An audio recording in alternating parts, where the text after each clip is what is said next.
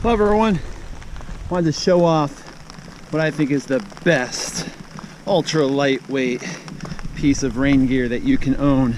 That's right, it's the rain hat.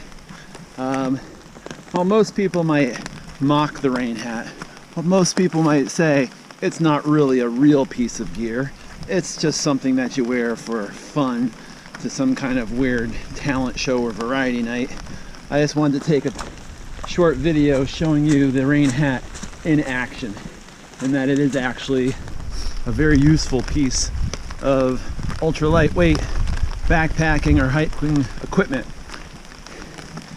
And so, as you can see, it's not huge.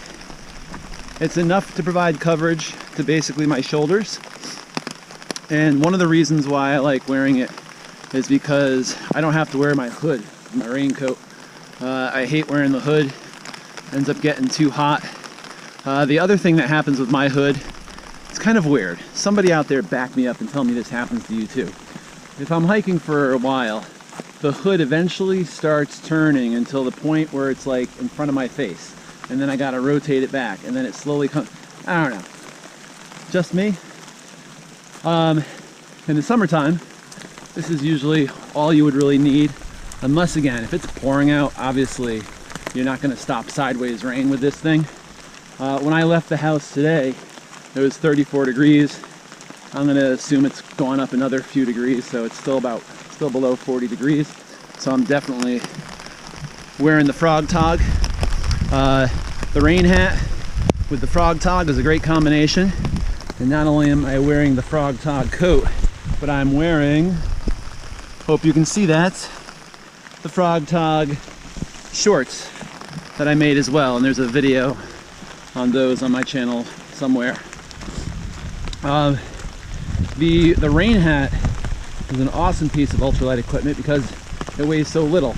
I don't remember how much it weighs, so I'm just going to make something up. It's like an ounce. That's right, like 4 grams. That's all it weighs. I barely even know what's up there. And actually, if you look close at the shaft up there when you go to pop it up, there's actually an F mode that most people don't really realize. Actually, the F stands for float, which is if you really cram it up, it goes into float mode. It's like it levitates you across the trail. Little dangerous to use for ultra lightweight backpackers, because if you don't have enough weight in your pack, you tend to go off trail and it's hard to control. But it's useful every once in a while with river crossings and things like that. It is great. Right now I waited until I was on a flat piece of the trail to do this. The part right before this was really rocky up on a ridge and it was windy. When it's windy, you kind of feel like it might come off of your head. But I've never had that happen. There's been a couple times where there's been really strong winds where I didn't even bother to put it on. But for most of the time, it's just fine. And again, one of the things that allows me to do is, you can see my jacket is unzippered. You know, it allows me to really vent my coat without having to worry about the rain.